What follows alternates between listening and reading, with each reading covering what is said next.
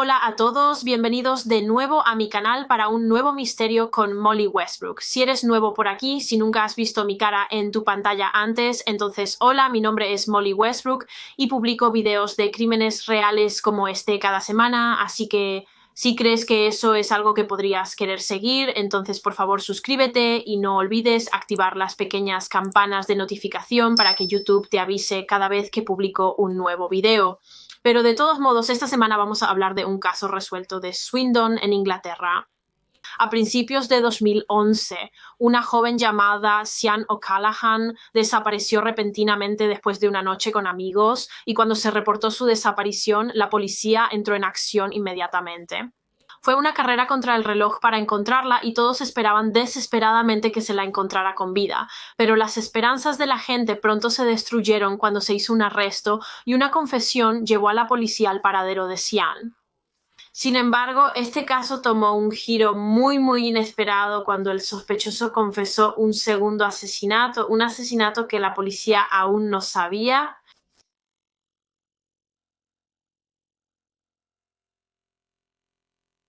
Así que para el caso de hoy volvemos una década atrás al año 2011 en Swindon, que es una gran ciudad ubicada en Wiltshire, en el suroeste de Inglaterra, y esta es Sian O'Callaghan. Era una mujer de 22 años, nacida de los padres Mick y Elaine el 3 de junio de 1988. Sian era una de 4 hermanos, era la segunda hija mayor y sus otros hermanos se llamaban Liam, Laura y Aidan. Y por lo que puedo recopilar, Sian tenía una relación muy cercana con su familia, particularmente con su madre Elaine. Describió cómo las dos solían tener pequeños días de madre e hija mientras Sian crecía. La familia de Sian la describió como una persona muy burbujeante, optimista y feliz. Era una de esas personas que rara vez estaba de mal humor. Siempre fue un personaje positivo y vibrante. También era simplemente una persona muy agradable. Tan pronto como conociste a Sian, simplemente te gustó de inmediato y querías estar a su alrededor. Tenía muchos amigos, era muy cariñosa y considerada y popular, y en el momento de este caso también tenía un novio con quien vivía y su nombre era Kevin. Sian trabajaba como asistente personal en una oficina que, según todos los informes, realmente disfrutaba y Sian simplemente tenía una buena vida. Tenía una buena familia, tenía buenos amigos, tenía una relación amorosa estable con su novio, estaba feliz en su carrera. Honestamente tenía tanto a su favor y tanto que esperar en la vida, por lo que fue un gran shock para todos cuando simplemente desapareció repentinamente una noche en marzo de 2011. El día que Sian O'Callaghan desapareció fue el sábado 19 de marzo de 2011 y la noche anterior a esto, es decir, el 18 de marzo, Sian había decidido ir a un noche de chicas con algunas de sus amigas y fueron a una discoteca llamada Suju en el casco antiguo de Swindon, que era un club al que Sian solía ir a menudo con sus amigas porque no estaba demasiado lejos del lugar donde vivía con su novio. Estaba a unos 500 metros de distancia. Así que fue a la discoteca con sus amigas, estaban tomando un par de tragos y pasándola realmente bien y luego en las primeras horas de la mañana del sábado, Sian se separó de sus amigas y decidió abandonar el club y regresar a casa. Sin embargo, Sian nunca llegó a casa esa noche y después de salir de la discoteca nunca más se la volvió a ver con vida. Su novio Kevin se preocupó mucho por Sian cuando ella de repente dejó de responder a sus mensajes de texto. Habían estado en contacto prácticamente toda la noche, se habían estado enviando mensajes de texto y el último mensaje que él recibió de ella fue a la 1:24 de la mañana cuando ella le envió un mensaje diciendo ¿dónde estás? Kevin respondió ¿dónde estás? Alrededor de las 2. Horas después al despertar y dijo que simplemente estaba en casa en la cama. Sin embargo, Sian nunca respondió a este mensaje y por lo tanto Kevin le envió un mensaje de nuevo aproximadamente una hora después de esto, solo diciendo preocupado, pero aún así no hubo respuesta y en este punto realmente comenzó a entrar en pánico. No tenía idea de dónde estaba Sian y por qué no respondía a sus mensajes de texto. Esto era increíblemente fuera de lo común para ella y por lo tanto, cuando salió el sol la mañana siguiente, Kevin se puso en contacto con la policía y reportó a su novia como desaparecida. La policía de Wiltshire inició una investigación de personas desaparecidas. Y una de las primeras cosas que realmente hicieron fue verificar con los hospitales locales para ver si Sian estaba allí. Quizás había estado involucrada en algún tipo de accidente la noche anterior y estaba recibiendo tratamiento en algún lugar. Pero resulta que ese no era el caso. Ningún hospital tenía registro de su presencia allí. También se pusieron en contacto con los amigos y la familia de Sian para ver si habían tenido noticias de ella o si sabían dónde estaba. No lo sabían. Y comenzaron a buscar a lo largo de la ruta que Sian habría tomado para llegar a casa esa noche para ver si podían encontrar algo, cualquier rastro de ella, pero no encontraron nada. No había rastro de la joven de 22 años. Y pronto quedó claro que esto era muy, muy serio debido a lo atípico que era para Sian. Ella no era el tipo de persona que simplemente se iba a algún lugar sin decirle a nadie a dónde iba. Nunca había hecho algo así antes, por lo que la policía estuvo muy preocupada prácticamente desde el principio de que hubiera habido juego sucio en su desaparición. Y debido a lo serio y de alto perfil que era esta investigación, el caso de Sian fue rápidamente entregado al superintendente detective Stephen Fulcher, uno de los mejores detectives de Wiltshire que había trabajado en muchas investigaciones de delitos mayores en el pasado. Ahora, como parte de esta investigación de personas desaparecidas, la policía revisó los registros del teléfono móvil de Sian y pudieron determinar que cuando Sian envió su último mensaje de texto a su novio a la 1:24 de la mañana, el mensaje que decía «¿Dónde estás?». Ese mensaje estaba rebotando en un mástil de teléfono en Swindon, cerca de la discoteca. Así que eso indicaba que ella estaba en la discoteca cuando envió ese último mensaje. Sin embargo, un par de horas más tarde, cuando su novio le envió un mensaje de texto, se descubrió que la señal de su teléfono ahora estaba rebotando en otro mástil a más de 10 millas de distancia en el bosque de Savanack, que es una gran área boscosa en Wiltshire, lo cual era muy muy preocupante porque Sian no tenía absolutamente ninguna razón para estar esa noche a 10 millas de distancia en el bosque de Savanack. No obstante, la señal de su teléfono mostraba que allí se encontraba ella. Y por supuesto, como cabría esperar, la mayoría de los esfuerzos de búsqueda a partir de este punto se centraron mucho en el bosque de Savanack.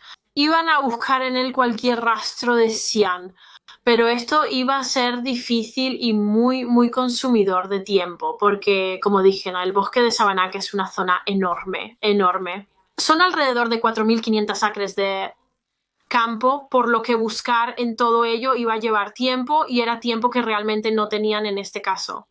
Si Sian todavía estaba viva en algún lugar del bosque, necesitaba ser encontrada rápidamente. Afortunadamente, la policía contaba con ayuda en sus búsquedas.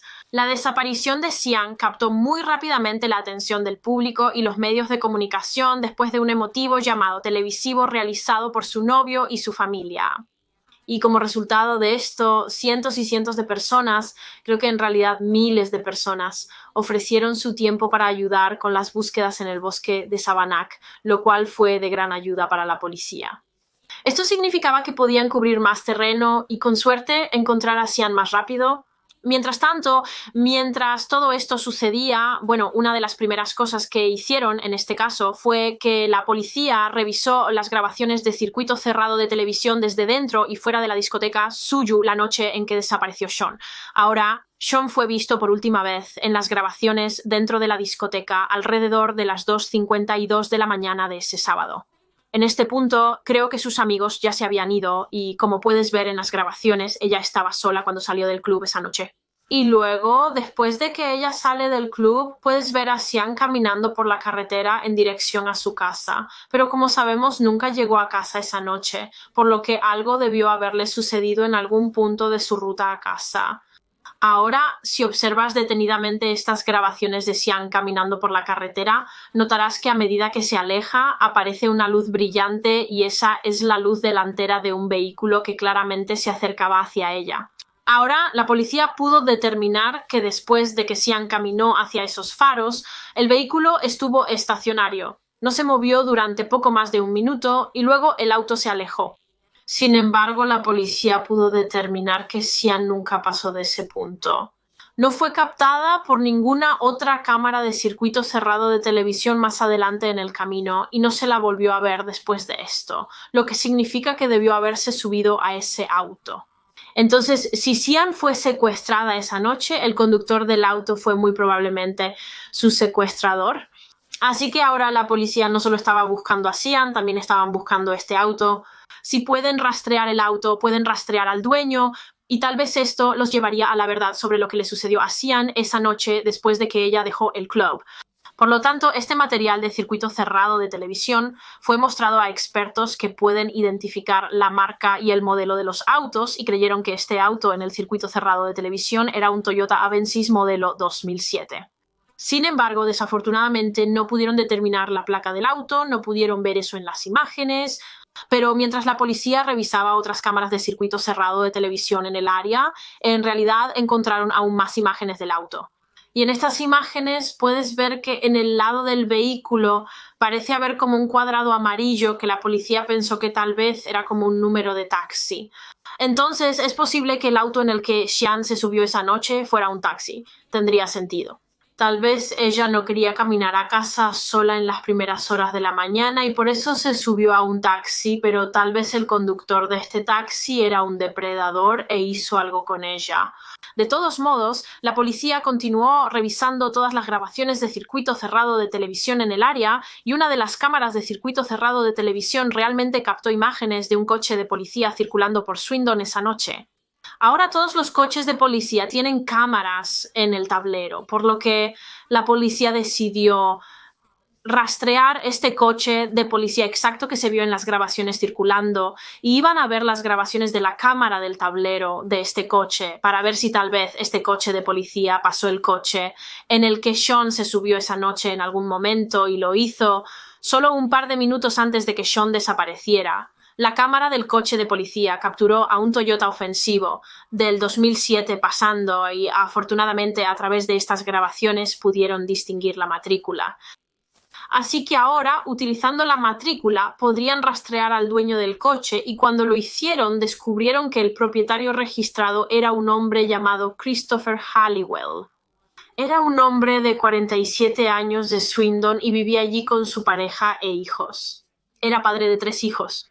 Trabajaba como taxista local y era bastante conocido en la zona como uno de los taxistas locales y la gente confiaba en él para que los recogiera y los dejara a salvo.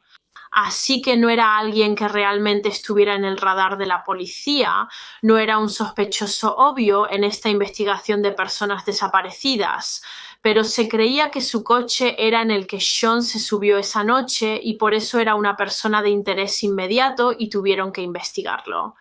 Sin embargo, en lugar de interrogarlo o arrestarlo, los detectives decidieron que ellos solo iban a observarlo por un tiempo, porque si él había secuestrado a Sian y ella todavía estaba viva en algún lugar, entonces él podría ir a donde la estaba manteniendo cautiva.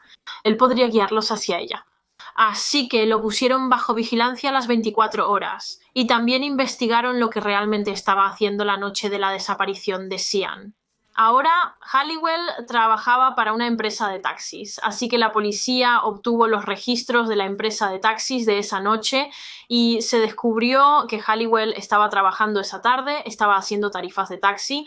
Sin embargo, le dijo a la empresa que iba a terminar su turno alrededor de la 1:30 de la madrugada esa noche. No iba a tomar más clientes después de la 1:30 de la madrugada. Eso iba a ser el final de su turno y luego iba a irse a casa porque estaba cansado. Pero claramente ese no fue el caso. Había mentido porque su coche fue visto en el circuito cerrado de televisión justo antes de las 3 de la mañana dando vueltas por la ciudad y se cree que Sian se subió a su coche después de que ella salió de la discoteca y ella salió alrededor de las 2:50 de la mañana. Esto solo lo hizo parecer más sospechoso. Le dijo a su trabajo que iba a terminar a la 1:30 de la mañana y, sin embargo, casi 1 hora y media después, parece que todavía está conduciendo su taxi buscando a personas para recoger. Estaba él rondando por la ciudad buscando a una joven para secuestrar y simplemente ocurrió con Sian. Resultó ser esa mujer la primera mujer que encontró sola. Entonces, como dije, la policía puso a Christopher Halliwell bajo vigilancia las 24 horas y comenzaron a observarlo constantemente, viendo lo que hacía y se metía en algunas cosas bastante extrañas dadas las circunstancias. La noche del martes siguiente, esto habría sido un par de días desde que se vio por última vez a Sean, fue visto pegando carteles de desaparecidos de Sean en la parte trasera de su taxi y quiero decir, ¿no es eso escalofriante? Si él tuvo algo que ver con lo que le sucedió a Sian, es simplemente escalofriante que él pondría su cartel de desaparecida en su coche. Pero no solo eso, también fue visto limpiando la parte trasera de su coche, específicamente detrás del asiento del pasajero de su coche, y lo estaba limpiando con algún tipo de líquido azul, y luego fue visto colocando algunos objetos en contenedores de basura en diferentes lugares alrededor del área de Swindon. Y no sé qué eran estos objetos, no sé si alguna vez fueron recuperados por la policía. Y además de eso, también fue visto quemando algunas fundas de asientos de coche en medio de la noche. No estoy segura de por qué tendría que quemar fundas de asientos de coche en primer lugar, y menos aún en medio de la noche, a menos que estuviera intentando ocultar algo y destruir algún tipo de evidencia que estuviera en ellas. Todo esto fue simplemente increíblemente sospechoso. Así que la policía estaba segura en este punto de que Christopher Halliwell debía haber estado involucrado en la desaparición de Sian, pero aún no querían arrestarlo porque aún no habían encontrado a Sian y todavía esperaban que él los llevara hasta ella mientras lo vigilaban. Pero para el miércoles aún no había nada, ninguna señal de Sian, por lo que el detective Stephen Fulcher, el detective que lideraba esta investigación, ideó un plan. Básicamente tenía la corazonada de que si Sian ya no estaba viva, si Halliwell la había matado y arrojado su cuerpo en algún lugar, tenía la sensación de que podría haberla dejado cerca de un lugar llamado Castillo Barbary en Wiltshire, que no está muy lejos del bosque Savanac, donde se había detectado la señal de su teléfono. No estoy segura exactamente por qué el detective Fulcher pensó esto, pero simplemente tenía una corazonada, tenía un presentimiento y su plan era casi atrapar a Halliwell filtrando algunos detalles sobre las búsquedas policiales a los medios de comunicación. Básicamente le dijo a los medios que habían reducido las búsquedas de Sian a unas pocas áreas específicas, creo que una de las cuales era el Castillo Barbary. El detective Fulcher pensó que si liberaba esta información a los medios, Halliwell podría escucharla en la televisión o la radio o algo así, y si Sian fue abandonada o enterrada en una de estas áreas específicas, podría impulsar a Halliwell a regresar a ella e intentar mover su cuerpo a otro lugar. Dado que Halliwell estaba bajo vigilancia constante, la policía lo atraparía de inmediato si cometía un delito. Lo atraparían en el acto. Así que se pusieron a hacer esto filtrando los detalles a los medios. Sin embargo, el jueves 24 de marzo, aproximadamente 5 días después de que se viera por última vez a Sian, la investigación sobre Christopher Halliwell dio un giro. Esa mañana del jueves, el equipo de vigilancia vio a Halliwell salir de su casa, subirse a su coche y alejarse. Y entonces lo siguieron, obviamente, y él fue a, creo, una farmacia y un supermercado donde compró bastante paracetamol, suficiente paracetamol para una sobredosis. Parecía que iba a intentar suicidarse. Quizás los detalles filtrados a los medios realmente lo asustaron. Se dio cuenta de que la policía estaba cada vez más cerca de encontrar a Sean y descubrir la verdad. Y entró en pánico y decidió quitarse la vida para no tener que enfrentar las consecuencias de lo que había hecho.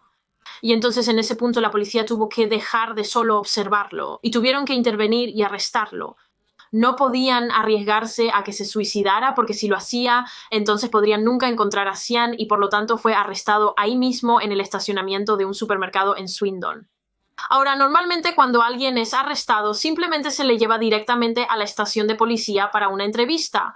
Sin embargo, Halliwell fue arrestado bajo sospecha de secuestro, el secuestro de Sean O'Callaghan, y eso significaba que la policía tenía permiso para llevar a cabo lo que se llama una entrevista urgente. En la parte trasera del coche de policía, porque este caso era muy urgente. Sean podría seguir viva en algún lugar y si lo estaba, necesitaban encontrarla urgentemente, así que comenzaron a interrogar a Halliwell en la parte trasera del coche de policía. Le hacían preguntas como «Sean sigue viva, ¿puedes decirnos dónde está?» Pero él se mantuvo muy callado y solo respondió sin comentarios a cada pregunta. Ahora, en este punto en el tiempo, el jefe de la investigación, el detective Stephen Fulcher, en realidad no estaba con Halliwell. Él estaba ubicado en una estación de policía y Halliwell fue arrestado en el estacionamiento e interrogado por otros oficiales de policía. Pero Steve Fulcher decidió extender la entrevista urgente porque quería interrogar a Halliwell él mismo antes de llevarlo a la estación de policía y por eso les dijo a los oficiales que habían detenido a Halliwell que condujeran hasta el castillo de Barbary, el lugar donde el detective Vulture tenía la sensación de que estaba Sian y él iba a encontrarse con ellos allí. Así que se encontraron allí en el castillo de Barbary alrededor de las 12 del mediodía de ese día, aproximadamente 2 horas después del arresto, y Steve se presentó a Christopher Halliwell y tenía a otra oficial llamada Deborah Peach, básicamente solo para grabar toda la entrevista. Ella iba a escribir todo. Él y Halliwell dijeron así que Steve comenzó a hablar con Halliwell, le hizo nuevamente preguntas similares a las que los otros oficiales le habían hecho, como ¿sigue viva Sean? ¿Vas a decirme dónde está ella? Pero una vez más, Halliwell realmente no decía nada, se mantenía muy reservado y seguía respondiendo sin comentarios. Y entonces Steve básicamente le dijo a Halliwell, mira, tienes 2 opciones aquí, o sigues haciendo lo que estás haciendo, no dices nada, niegas cualquier implicación en la desaparición de Sian y te llevamos a la estación de todos modos y te acusamos y serás vilipendiado en los medios y la prensa porque todos saben que has hecho esto o haces lo correcto. Nos dices la verdad sobre lo que le pasó a Sian y nos ayudas con nuestra investigación y al menos entonces todos sabrán que al final hiciste lo moralmente correcto y muy, muy sorprendentemente Halliwell eligió la segunda opción y le dijo a Steve Fulcher, cita, ¿tienes un coche? Vamos, iba a llevarlos a Sian. Halliwell le dijo a la policía que condujera a un lugar llamado Uffington en Oxfordshire, que está a unos 30 minutos de Swindon y a unos 15 millas al norte del castillo de Barbary. Una vez allí, condujeron por un camino rural remoto que tenía un profundo terraplén a su lado izquierdo y Halliwell dijo que fue allí donde rodó el cuerpo de Sian por el terraplén hasta un Sangsha. Así que se llamó a los equipos de policía para buscar a Sian en el área y no pasó mucho tiempo antes de que la encontraran. Esa misma tarde, su cuerpo sin vida fue descubierto en una zanja y la desgarradora noticia fue comunicada a su familia. Sin embargo, resulta que ese no fue el lugar donde mataron a Sian.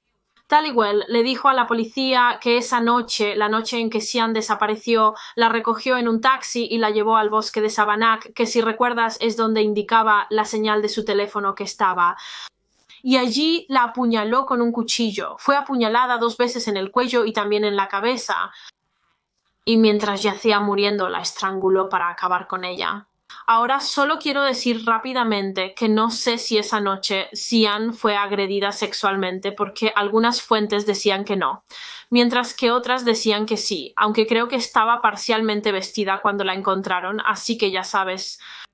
Probablemente podemos suponer que fue agredida de alguna manera y él realmente dejó su cuerpo allí, en el bosque de Savannah donde la mató. Lo escondió allí, pero luego regresó cuando se dio cuenta de que la policía y los voluntarios estaban buscando en el bosque. Así que regresó muy tarde, una noche, creo que fue la noche del lunes después de su desaparición, así que esto fue antes de que lo pusieran bajo vigilancia a las 24 horas. Regresó al bosque, recogió el cuerpo de Sian y lo trasladó a la zanja en Uffington. Así que ahora que finalmente sabían dónde estaba Sean, el detective Stephen Fulcher se estaba preparando para llevar a Halliwell a una estación de policía. Sin embargo, fue en este punto cuando Halliwell dijo que quería tener una charla con Steve. Era casi como si quisiera desahogarse de algo. Y así salieron del coche y se quedaron afuera respirando el aire fresco y estaba claro que Halliwell estaba bastante molesto. Seguía diciendo cosas como ¿qué me pasa, Steve? Obviamente algo anda mal conmigo. Estoy enfermo. Necesito ayuda. No puedo ser normal si he hecho algo como esto. Y luego Halliwell dijo algo que fue un completo y total shock para el detective Stephen Fulcher. Algo que cambiaría completamente el curso de esta investigación. Le dijo a Steve Fulchercito, ¿quieres otro? Otro significando otro cuerpo. Al decir ¿quieres otro? Halliwell estaba accediendo a llevar a la policía a otra persona que había matado, lo cual, como dije, fue un gran shock para el detective Stephen Fulcher. Pensó que solo estaban tratando con un asesinato, pero ahora Halliwell había dicho que había matado antes. Charno Callahan no fue su primera víctima. Algunas fuentes en línea realmente dicen que Halliwell solo aceptó llevar a Steve Fulcher al lugar de un segundo cuerpo si le daban un cigarrillo, lo cual es simplemente escalofriante. El hecho de que el cuerpo de alguien a quien él había matado casi valga tanto como un simple cigarrillo para él. Pero voy a pausar el caso real aquí por un segundo y contarles un poco más sobre el trasfondo de Christopher Halliwell, su crianza y su vida hasta este punto. Lo siento si parece un poco repentino solo poner esta parte aquí. Realmente no pude encontrar una forma natural de introducirla en este video, pero no quería simplemente dejarla fuera porque cuando hablamos de estos casos creo que es realmente importante e interesante mirar el pasado de un asesino para ver qué sucedió y ver si podemos identificar qué los influenció para cometer crímenes tan horribles.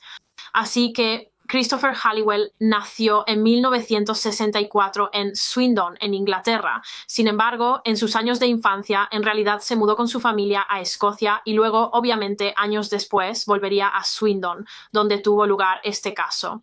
Ahora, no pude encontrar los nombres de los padres de Christopher. De hecho, no sé si su padre incluso fue una parte activa en su vida, pero su madre sí lo fue, aunque era una madre terrible, terrible y trataba a Hassan muy mal. Ella era horrendamente abusiva, tanto físicamente como, creo, mental y emocionalmente también, y Christopher fue golpeado mucho durante su infancia. Ella lo golpeaba con un látigo y presionaba una plancha caliente en su mano y todo el tiempo mientras hacía esto, mientras infligía este dolor a su hijo, simplemente lo miraba y sonreía. Christopher crecía rodeado de todo este abuso, así que imagino que en su cerebro él habría pensado que este nivel de violencia era normal porque no conocía nada diferente. Más tarde dijo que el abuso de su madre tuvo un impacto de por vida en él, como estoy segura de que lo tendría en cualquier niño, y se ha teorizado que veía a todas las mujeres casi como una representación de su propia madre. Su madre era una mujer que fue horrible, violenta y abusiva con él durante años y años, por lo que en su mente todas las mujeres eran como ella, y así cuando creció y se hizo más grande, decidió vengarse de su madre siendo violento con las mujeres y apuntando a mujeres que no eran su madre. Pero volviendo a su juventud, en sus años de infancia, una de las cosas que a Halliwell le gustaba hacer era torturar animales, lo cual estoy segura de que no te sorprende. Eso es algo que vemos muchísimo en los antecedentes de asesinos y asesinos en serie. Antes de empezar a torturar y matar a humanos, lo hacen con animales y obtienen placer de ello. En particular, Christopher Halliwell disfrutaba matando insectos y se tomaba su tiempo para hacerlo. Arrancaba cada pata de un insecto una por una y arrancaba las alas de las mariposas y le encantaba. Cuando Halliwell tenía 15 años, su madre lo colocó en un hogar de cuidado y cuando finalmente salió del hogar de cuidado ya siendo adulto, comenzó a cometer delitos y cuando tenía 19 años fue arrestado y condenado por cometer un robo, por lo que fue sentenciado a 4 años de prisión. Y fue durante su tiempo en prisión que hablaba con su compañero de celda sobre asesinatos, sobre cómo fantaseaba con estrangular a una mujer durante el sexo y matarla. Y en realidad le preguntó a su compañero de celda en una ocasión cuántas personas tendrías que matar para convertirte en un asesino en serie, lo que nos da una idea de cuánto tiempo Halliwell había estado pensando en matar. No fue algo espontáneo que simplemente decidió hacer un día. Sus asesinatos fueron de alguna manera premeditados. Cuando Halliwell finalmente fue liberado de la prisión, realmente luchó para mantener un trabajo. Constantemente iba de trabajo en trabajo. En un momento trabajó como chofer, luego fue basurero, luego limpiador de ventanas. Cambiaba de carrera a menudo y no sé la razón de esto. No sé si fue simplemente porque lo despedían mucho de sus trabajos o tal vez era algo personal. Quizás simplemente no disfrutaba el trabajo que estaba haciendo y por eso intentó algo diferente. Pero finalmente comenzó a trabajar como taxista, lo cual hizo hasta que lo atraparon en 2011. Como sabemos, se casó y tuvo 3 hijos con su pareja y por fuera parecía ser este respetable hombre de familia, pero en realidad no era un buen esposo. Comenzó a tener aventuras con, creo, varias mujeres y regularmente dormía con trabajadoras sexuales a espaldas de su esposa, de lo cual hablaremos un poco más adelante. Pero sí, como dije, la mayoría de las personas que conocían a Halliwell simplemente lo veían como este respetable y agradable hombre de familia. De hecho, uno de sus vecinos lo describió como un, cito, excelente tipo. Era excelente fingiendo ser una persona normal y buena que se llevaba bien con todos.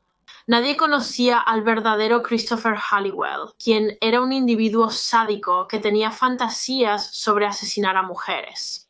Al menos eso fue hasta que convirtió sus fantasías en realidad. Así que ahora volvemos a donde estábamos antes en el caso. Halliwell acababa de admitir que había matado a otra persona antes que a Sean O'Callaghan y aceptó llevar al detective Stephen Fulcher al lugar donde los enterró. Halliwell le dijo a Steve Fulcher que este segundo cuerpo era el de otra joven mujer. Dijo que era una trabajadora sexual a la que había secuestrado de Manchester Road en Swindon y asesinado. Afirmó que no podía recordar el nombre de esta joven mujer ni el año exacto en que la secuestró y la mató. Dijo que creía que era 2003, 2004 o 2005, pero podía recordar dónde había enterrado su cuerpo y, como dije, accedió a llevar a la policía allí. Los llevó a un lugar llamado Eastleach, en Gloucestershire, que está a unos 17 millas al norte de Uffington, donde se encontró el cuerpo de Sian, y allí en Eastleach llevó al detective Fulcher a un campo, y en este campo señaló el lugar donde había enterrado a esta otra joven mujer después de estrangularla hasta la muerte. Después de esto, finalmente llevaron a Halliwell a una estación de policía donde se le dio acceso a un abogado. Mientras tanto, la policía estaba realizando búsquedas dentro de su propiedad, dentro de su casa, y también comenzaron a buscar en el campo donde Halliwell afirmó haber enterrado a una segunda víctima, y eso es exactamente lo que encontraron en el campo. Finalmente recuperaron un segundo cuerpo. Sin embargo, para este momento en 2011, el cuerpo era literalmente solo restos esqueléticos. Estaba claro que quienquiera que fuera esta persona había sido enterrada allí durante varios años, por lo que identificar a esta persona iba a ser difícil, pero después de que uno de los huesos se envió para un análisis de ácido desoxirribonucleico, la policía descubrió la identidad de esta persona. Esta segunda víctima era una joven llamada Becky Gordon Edwards que había estado desaparecida durante 8 largos años. Su familia la había buscado durante 8 años y todo el tiempo ella yacía muerta en un campo. Becky Gordon Edwards era una mujer de 20 años que nació en 1982. Su madre se llamaba Karen y su padre se llamaba John. Aunque Karen y John no estaban juntos en el momento en que ocurrió este caso, se separaron unos 6 años después de que nació Becky y Karen finalmente comenzó una relación con un hombre llamado Charlie, por lo que él era como el padrastro de Becky. Por lo que puedo recoger, Becky estaba increíblemente unida a su madre Karen, y Karen dice que recuerda el día en que nació Becky como el día más hermoso. Karen estaba tan feliz con su niña.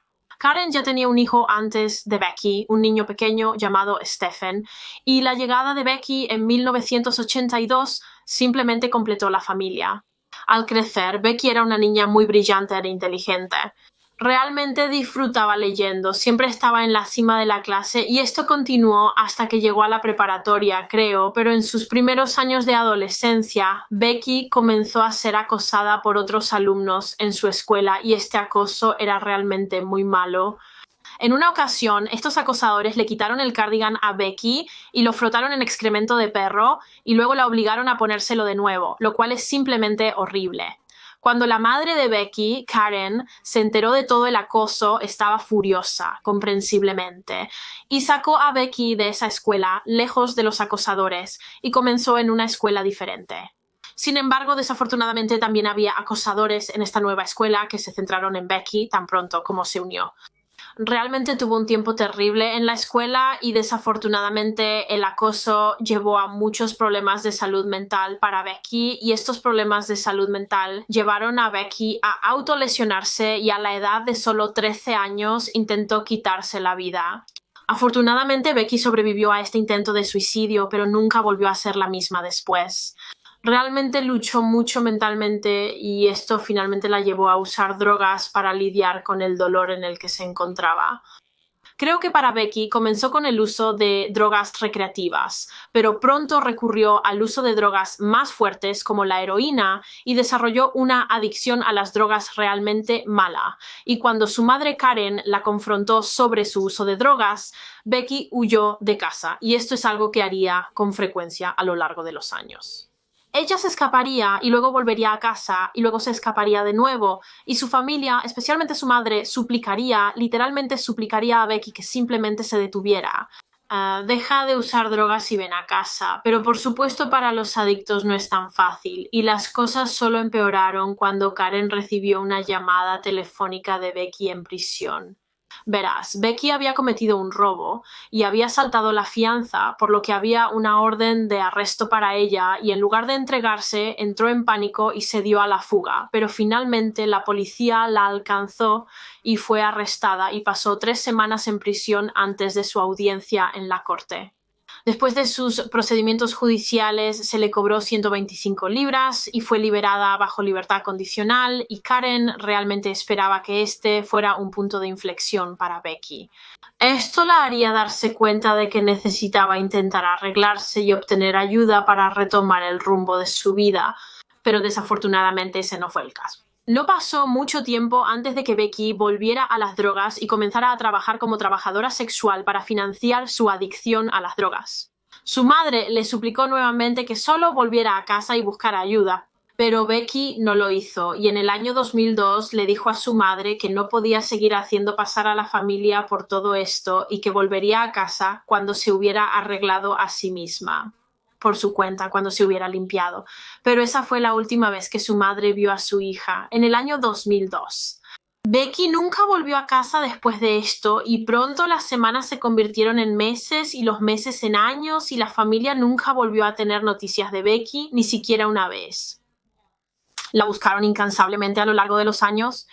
En un momento su madre Karen incluso la reportó como desaparecida a la policía, pero la policía no lo tomó muy en serio porque esto no estaba totalmente fuera de lo común para Becky. Ella solía huir de casa con frecuencia y siempre terminaba regresando, así que la policía simplemente asumió que eso es lo que sucedería en algún momento. Ella volvería a casa. Pero por supuesto ella nunca lo hizo, nunca regresó a casa, y no fue hasta el 2011, 8 años después de que fue vista por última vez, que su familia descubrió por qué. Fue porque fue asesinada por Christopher Halliwell. La última vez que se vio con vida a Becky Gordon Edwards fue el 3 de enero de 2003, y esa noche salió con amigos. Estaban de noche en Swindon. Sin embargo, en las primeras horas de la mañana, ella salió de la discoteca en la que estaba y se subió sola al coche de Christopher Halliwell. Él simplemente estaba en las calles esa noche conduciendo. Ahora, a pesar de que Christopher Halliwell afirmó que no podía recordar el nombre de Becky cuando llevó a Stephen Fulcher al lugar donde estaba su cuerpo, resulta que él no era un extraño para Becky, por lo que probablemente mintió sobre eso.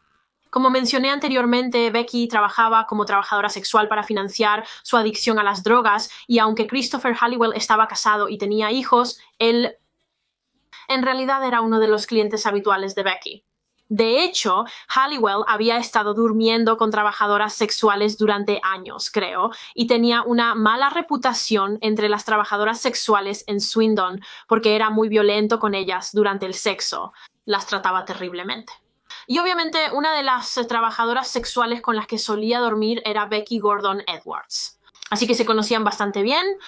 Sin embargo, se ha sugerido que Becky no era simplemente otra trabajadora sexual para Halliwell. De hecho, él estaba un poco obsesionado con ella. Aparentemente estaba realmente encaprichado. Estaba muy enamorado de Becky y quería estar con ella. Y como dije, en la noche del 3 de enero del 2003, Becky fue recogida por Christopher Halliwell.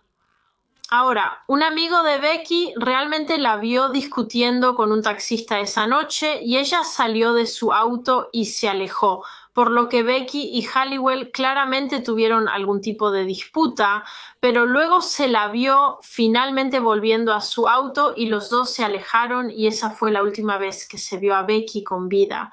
No podemos estar 100% seguros de lo que exactamente sucedió esa noche. No sabemos si su discusión continuó en el auto y luego Halliwell la mató por ira, o si tal vez la mató durante el sexo porque podía volverse muy violento y agresivo durante el acto sexual, o quizás la mató por ira porque ella lo rechazó. Sabemos que Halliwell tenía una obsesión con Becky, así que tal vez le dijo que quería más, quería una relación, y cuando ella le dijo que no estaba interesada, él perdió los estribos y la asesinó. No conocemos las circunstancias que rodearon su muerte. Todo lo que sabemos con certeza es que en algún momento de esa noche, Halliwell estranguló a Becky hasta matarla y luego enterró su cuerpo en una tumba en Eastlake. Y ella permaneció allí en esa tumba en el campo durante más de 8 años hasta marzo de 2011, cuando su cuerpo fue finalmente recuperado después de que Halliwell llevó al detective Stephen Fulcher a su lugar de entierro.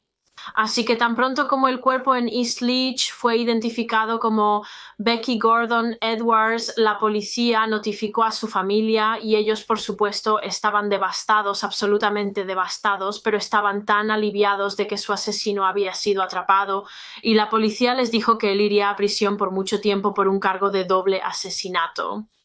Sin embargo, resulta que no sería tan simple. Cuando Christopher Halliwell fue llevado de regreso a la estación de policía después de llevar a la policía a los lugares de los cuerpos de las chicas, se le proporcionó un abogado. Y en su próxima entrevista con los detectives esperaban que él simplemente repasara todo de nuevo, repasara su confesión, pero bajo el consejo de su abogado eligió no hacerlo y en cambio respondió sin comentarios a cada pregunta que se le hizo, eligió permanecer en silencio ahora, lo cual fue un gran contraste con antes. Antes le contó al detective Stephen Fulcher todo, incluso le contó sobre un asesinato que nadie sabía y sí, ahora no decía nada, se negó a dar una confesión formal. Pero a pesar de todo, el 27 de marzo de 2011, Halliwell fue acusado del asesinato de Sian O'Callaghan. Y más tarde en abril, cuando se identificó a Becky, también fue acusado de su asesinato. Así que estaba previsto que fuera juicio por ambos asesinatos. Sin embargo, cuando comenzaron los procedimientos judiciales, el equipo de defensa de Halliwell realmente protestó que su juicio ni siquiera debería estar en marcha debido al detective Stephen Fulcher y cómo había violado la ley de policía y pruebas criminales. Ley de Policía y Pruebas Criminales es el acrónimo de la Ley de Policía y Pruebas Criminales de 1984. Algunos de ustedes podrían haber notado esto más temprano en el video, pero en marzo de 2011, cuando Halliwell fue arrestado bajo sospecha del secuestro de Sian, el detective Stephen Fulcher realmente rompió muchas reglas. Existen reglas estrictas cuando se trata de cómo la policía trata a los sospechosos después de ser arrestados, y estas reglas se describen en la Ley de Policía y Pruebas Criminales. Voy a dejar un enlace a más información sobre las leyes, ley de policía y pruebas criminales en la caja de descripción, porque si las repasara todas ahora, literalmente estaríamos aquí durante horas. Pero para resumirlo, las leyes, ley de policía y pruebas criminales están en vigor para prevenir que la policía maltrate y maneje incorrectamente a las personas que arrestan. Es para evitar que ellos, como forzar una confesión de alguien y poner palabras en sus bocas. Cuando alguien es arrestado en el Reino Unido, se requiere que la policía les lea sus derechos, como su derecho a permanecer en silencio y cosas así. Luego se advierte al sospechoso y generalmente se le lleva directamente a una estación de policía donde se le da acceso a un abogado. Ese es su derecho. Sin embargo, en este caso, como hablamos anteriormente, se permitió a la policía realizar una entrevista urgente con Halliwell en la parte trasera del coche de policía porque había una inmediata fractura viva. No sabían si Sian estaba muerta o viva en este punto, y si estaba viva en algún lugar, necesitaban saber urgentemente dónde estaba para poder salvarla. Le preguntaban a Halliwell si Sian seguía con vida y si podía decirles dónde se encontraba. Pero Halliwell simplemente respondió sin comentarios y pidió ser llevado a una estación de policía donde pudiera hablar con un abogado, como es su derecho. Así que, en ese punto, de acuerdo con la Ley de Pruebas y Evidencia Policial y Criminal, eso es lo que la policía debería haber hecho. Deberían haberlo llevado a una estación de policía, pero como sabemos eso no es lo que sucedió. El detective Stephen Fulcher le dijo a los oficiales que arrestaron a Halliwell que condujeran hasta el castillo de Barbury, donde él los encontraría allí, porque quería hablar con Halliwell cara a cara, pero aun cuando llegaron, Halliwell se negó a cooperar. Todavía decía sin comentarios y en realidad pidió varias veces ser llevado a la estación de policía para poder hablar con un abogado, pero Steve Fulcher no lo llevó a la estación.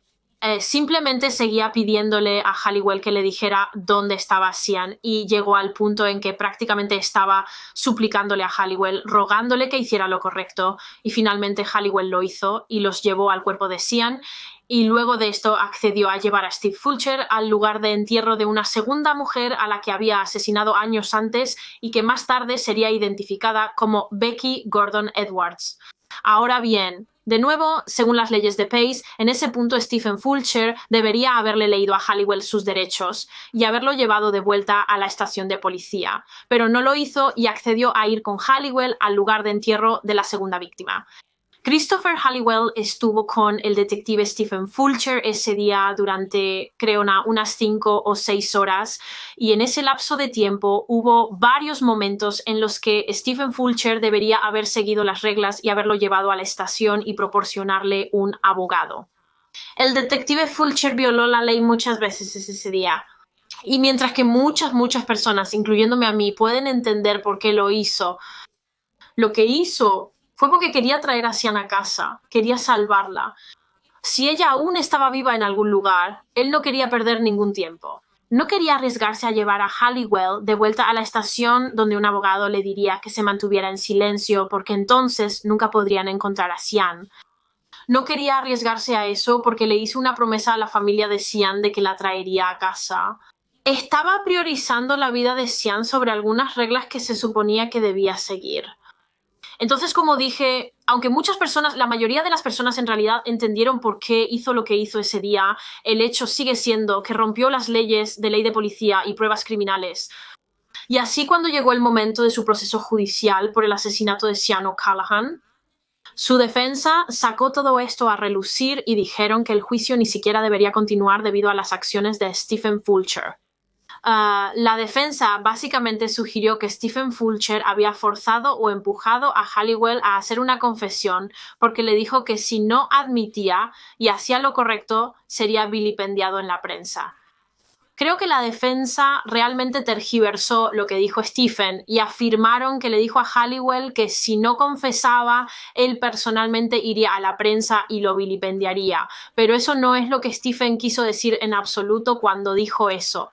De todos modos, la defensa argumentó que el juicio no debería proceder aún y también argumentaron que cualquier evidencia obtenida por Stephen Fulcher en este caso debería ser inadmisible durante el juicio, no deberían mostrárselo al jurado. Así que eso fue básicamente toda la confesión de Halliwell. Como mencioné anteriormente en el caso, cuando Fulcher habló con Halliwell ese día, cuando lo convenció de llevarlos a Sian, todo el tiempo su conversación estaba siendo grabada por otra oficial, Deborah Peach. Bueno, no grabado como en una cinta, ella simplemente estaba escribiendo todo lo que decían para que pudiera ser utilizado más tarde como evidencia. Pero nunca se usaría como evidencia porque Stephen Fulcher rompió las reglas, el juez estuvo de acuerdo con la defensa y dictaminó que la confesión de Halliwell no podía ser utilizada como evidencia durante su juicio. Ahora, afortunadamente, cuando se trató del caso de Sian, la policía no necesitaba necesariamente esa confesión porque habían obtenido pruebas forenses que vinculaban a Halliwell con su asesinato. Encontraron rastros de la sangre de Sian en su taxi y además de eso su ácido desoxirribonucleico fue encontrado en su cuerpo, por lo que era una evidencia concreta de que él era su asesino y además de eso también tenían las imágenes de circuito cerrado de televisión de su taxi de la noche de la desaparición de Sian, por lo que podía ir a juicio por su asesinato. Había suficientes pruebas para procesarlo, pero desafortunadamente no se podía decir lo mismo de Becky Gordon Edwards. La única evidencia que tenían que vinculaba a Halliwell con su asesinato era esa confesión que dio en la que llevó a Stephen Fulcher a la ubicación de su cuerpo.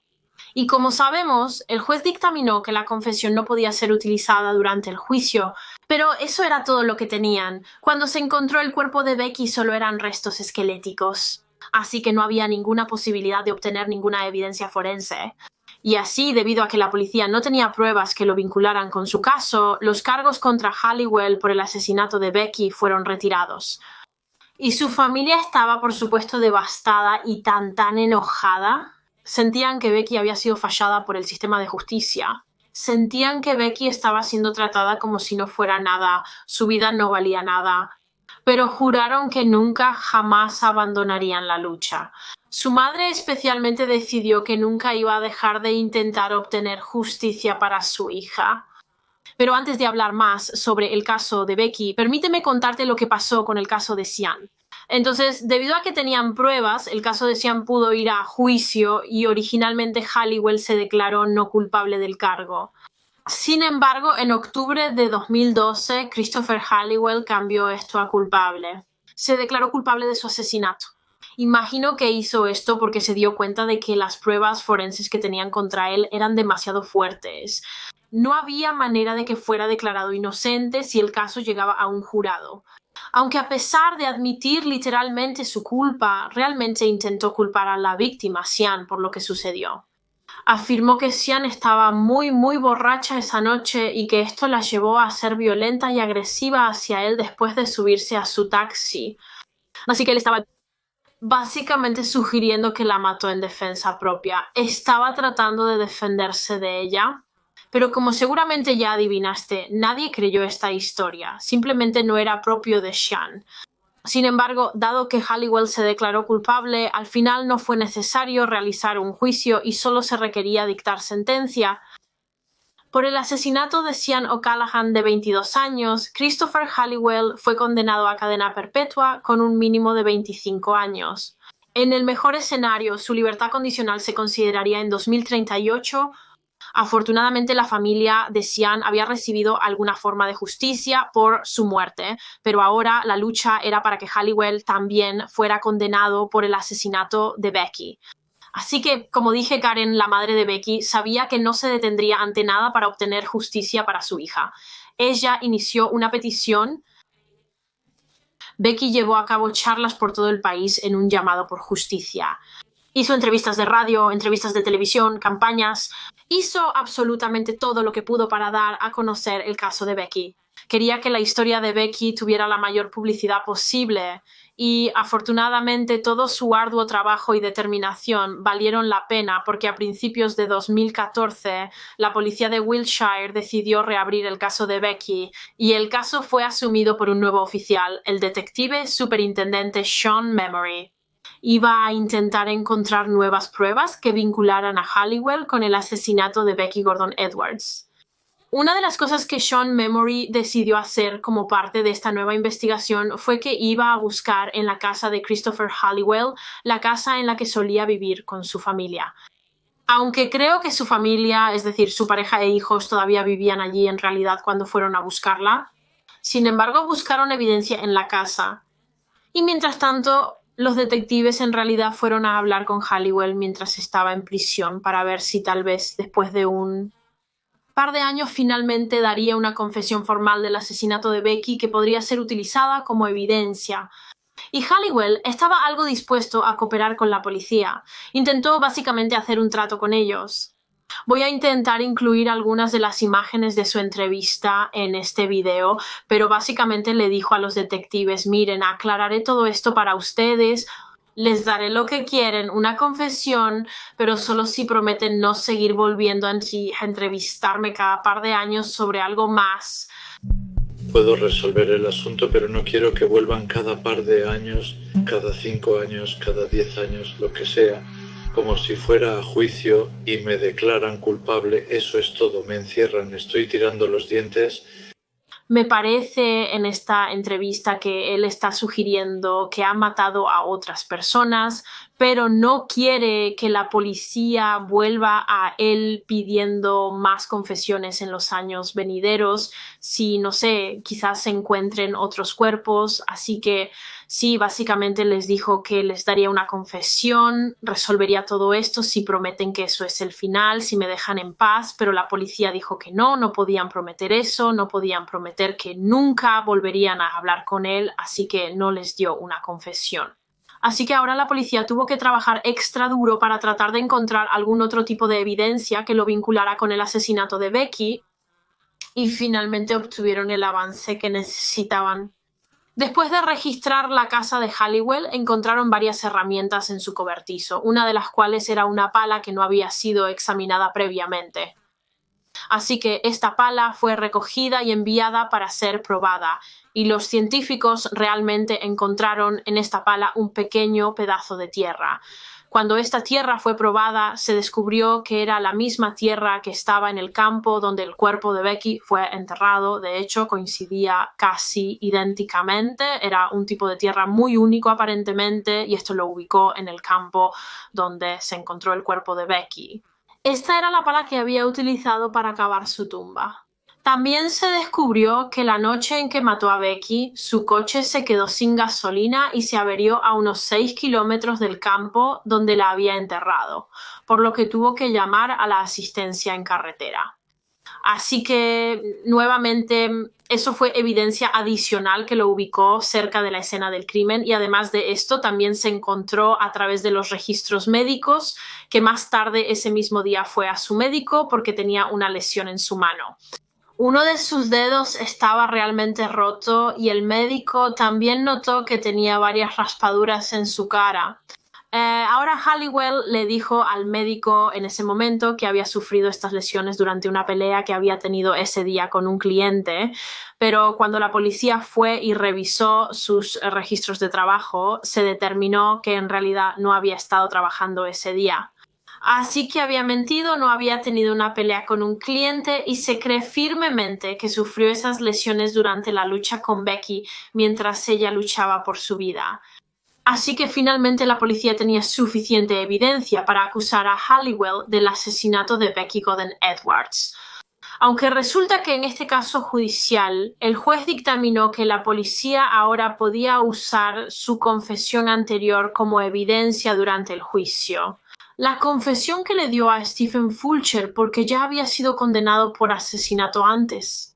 Así que esto fue un gran éxito para la fiscalía. Su caso contra él ahora era muy fuerte. Su juicio comenzó el 5 de septiembre de 2016 y Halliwell decidió declararse no culpable de los cargos. Ahora, durante el juicio, Halliwell en realidad despidió a su equipo de defensa y decidió que él mismo se representaría. Sinceramente desconozco por qué ciertos asesinos actúan así. He presenciado esto en algunos casos criminales reales. Simplemente deciden defenderse por sí mismos y nunca sale bien. Muy sorprendentemente, durante el juicio, mientras Halliwell actuaba en su propia defensa, en realidad tuvo la oportunidad de interrogar a Stephen Fulcher, el detective que literalmente lo atrapó. Lo interrogó y, al parecer, cuando el interrogatorio llegó a su fin, Halliwell le dijo a Stephen Fulcher, cito, «Fue un placer arruinar tu carrera, maldito corrupto». Pronto discutiremos más sobre el significado de eso. Al final de su juicio, Christopher Halliwell fue declarado culpable del asesinato de Becky Godden Edwards de 20 años, más de 13 años después de que fue asesinada, y fue condenado a cadena perpetua con una orden de toda la vida. Así que nunca será liberado y morirá en prisión, y su respuesta a esto fue risa. Literalmente se rió de los amigos y la familia de Becky. Nunca mostró ningún remordimiento o culpa por lo que había hecho. Ahora, volviendo a ese comentario que Halliwell hizo sobre arruinar la carrera de Stephen Fulcher, bueno, eso es efectivamente lo que hizo. Como hablamos anteriormente, Stephen Fulcher rompió muchas reglas establecidas en las leyes de Pace después de que Halliwell fue arrestado, y fue muy criticado por esto, y en realidad llevó a que se le acusara de mala conducta grave por violar las pautas de ley de policía y pruebas criminales, y cuando el caso se presentó frente a un panel independiente organizado por la policía de Wiltshire, fue declarado culpable. Y por esto solo se le dieron advertencias finales. Le advirtieron que no lo hiciera de nuevo, supongo, y se le permitió mantener su trabajo en la fuerza policial. Todo esto sucedió, por cierto, en 2013. Así que esto fue en el intervalo entre cuando Halliwell fue condenado por el asesinato de Sian en 2012 y cuando fue condenado por el asesinato de Becky un par de años después. Y en mayo de 2014, Stephen Fulcher decidió renunciar como detective de la policía de Wiltshire. Pero a pesar de todo lo que le sucedió a Stephen Fulcher después de todo este caso, quiero decir que realmente tuvo un momento difícil. Fue muy criticado, estuvo en el foco de los medios, realmente luchó financieramente, su familia realmente luchó, pero a pesar de todo eso, él dice que aún haría lo mismo de nuevo. Todavía habría tomado el mismo curso de acción que hizo la primera vez porque su prioridad número 1 desde el principio siempre fue Sian para traerla a casa. Y quién sabe, si Stephen Fulcher no hubiera actuado como lo hizo ese día, quizás nunca habrían encontrado a Becky. Es posible que Halliwell nunca hubiera confesado su asesinato y revelado la ubicación de sus restos. Sí, Stephen Fulcher rompió las leyes de Pace, pero al hacerlo devolvió a 2 jóvenes a sus familias y eso es lo más importante en mi opinión. Stephen Fulcher ha escrito un libro sobre todo este caso que actualmente estoy leyendo. Aún no lo he terminado, voy aproximadamente entre un cuarto y la mitad del camino, pero hasta ahora realmente lo estoy disfrutando. Se llama Atrapando a un asesino en serie, mi caza de Christopher Halliwell, y dejaré un enlace a su libro en la caja de descripción en caso de que alguno de ustedes esté interesado en leerlo. También hay una serie de drama de Independent Television sobre todo este caso, se llama Una confesión y Martin Freeman interpreta al detective Stephen Fulcher. En realidad aún no lo he visto, pero planeo verlo pronto, así que déjenme saber en los comentarios si alguno de ustedes ya lo ha visto. Me interesaría mucho saber si pensaste que era bueno, pero sí, eso es todo, supongo, para este caso. Un caso bastante grande. Siento que ha habido muchos giros y vueltas en esta historia. Muchas personas que investigan este caso realmente creen que Christopher Halliwell fue responsable de más de solo 2 asesinatos. Muchas personas sospechan que es un asesino en serie y que los cuerpos de sus otras víctimas simplemente nunca se han encontrado o él nunca ha sido relacionado con ningún caso sin resolver aún. De hecho, un caso al que las personas sospechan que pudo haber estado vinculado es el de Melanie Hall y de hecho ya he cubierto la historia de Melanie en mi canal antes. Era una mujer de 25 años que simplemente desapareció repentinamente una noche en junio de 1996 en Bath, en Somerset, y desapareció después de una noche en un club, justo como Sean y Becky. Por años, el caso de Melanie fue solo una investigación de desaparición. Sin embargo, en 2009, aproximadamente 13 años después de que fue vista por última vez, sus restos esqueléticos fueron descubiertos en una bolsa de basura cerca de una salida en la intersección 14 de la autopista M5. Su asesino nunca ha sido encontrado y hasta el día de hoy su asesinato sigue sin resolverse. Pero como dije, muchas personas creen que Halliwell fue el responsable, aunque creo que fue investigado como un posible sospechoso por la policía de Avon y Somerset y creo que prácticamente lo descartaron. Pero si quieres aprender más sobre el caso de Melanie, dejaré un enlace a mi video en la caja de descripción, pero sí, se cree que cometió más asesinatos, especialmente en el lapso entre el asesinato de Becky y Sian. Quiero decir, Becky fue asesinada en 2003 y Sian en 2011. Son 8 años. Parece muy extraño que pasara 8 años enteros sin matar a nadie más, pero si mató a otras personas es posible que nunca lo sepamos ahora y probablemente se llevará ese secreto a su tumba. En fin, eso es todo por ahora. Gracias por ver el video. Si llegaste hasta el final, siento que este video será bastante largo. Como siempre, por favor, déjame saber tus pensamientos y opiniones sobre el caso en los comentarios, así como cualquier otro caso que te gustaría que cubriera en el canal. Por favor, dale me gusta a este video y suscríbete si aún no lo has hecho y te veré de nuevo la próxima semana para otro misterio con Molly Westbrook. Adiós, chicos.